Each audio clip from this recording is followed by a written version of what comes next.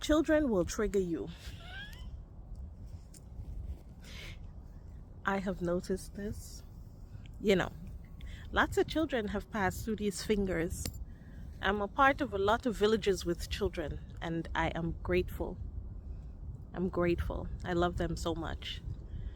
And they all know that they got auntie they can come back to and rely on, I am that which I needed when I was younger. Now, in saying that, children can trigger the absolute bejeezus out of you. And a lot of times I see adults fold under it all the time.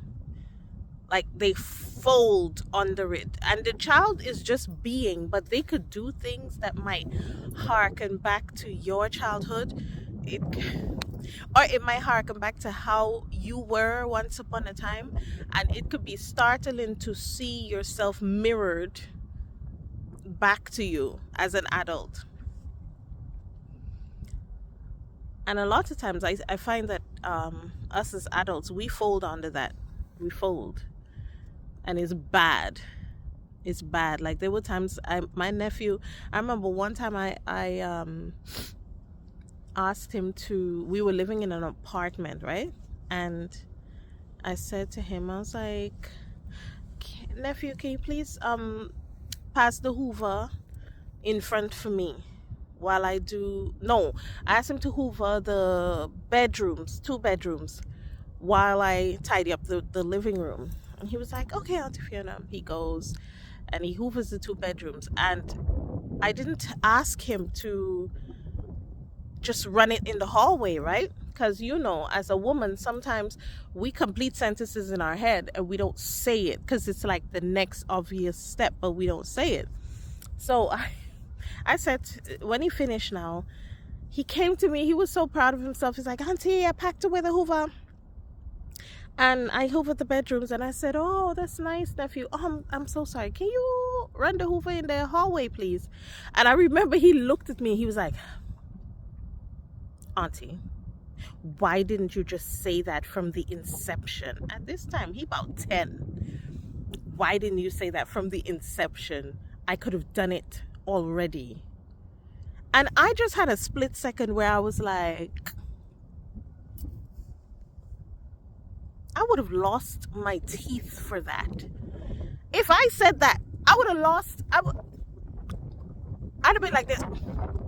Because the people that raised me, the way they would have backhanded, front-handed, up-handed, down-handed me, I would have lost all of my teeth for that. And I remember there was a flash in me that was like, who does he think he's talking to? And then I just looked at him and I said, you know something, nephew? Auntie, sorry. Auntie should have told you beforehand to do the bedrooms and the hallway. And I'm so sorry. Can you please do the hallway for me? And he looked at me and then he just said, okay, Auntie, I'll do it. And it was the respect factor, It was the respect factor that made him perk up again after he could see, okay, Auntie heard him and Auntie was wrong. Not because Auntie, the adult, mean that she's always right. And I said to him, I'm sorry, Auntie right. Because at the end of the day, his time is valuable too. Even if at the time all he was doing is using up all my paint and my art supplies, still he could have been doing something artsy. And he wanted to have his time for himself. And now I'm making double work for him because now he got to go and pull back out the Hoover and hoover. I tell you that little anecdote to show. A lot of times children get in trouble, not for what they do per se, but because there's some unhealed aspects of us that they tend to play tiny violins on. They don't even know it. It's like they're constantly stepping on landmines and they don't know it, right? So there's been so many times that, me and my young ones, we go up the road behind certain things because I'm just like, no, you cannot do that. And whether they have to get punishment or whatever, the one thing that I've practiced doing with them is to always explain to them why.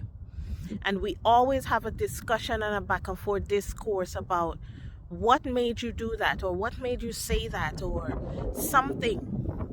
Because a lot of times when they do things, I just think I would have gotten my ass handed to me for that. And so then at that point, it's not about the child anymore.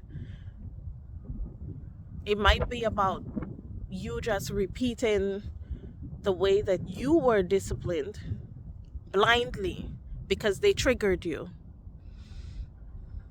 There's so many things. Children don't even know that they're doing it, and they can trigger you. But a part of becoming an adult, ideally, is to develop emotional maturity within that.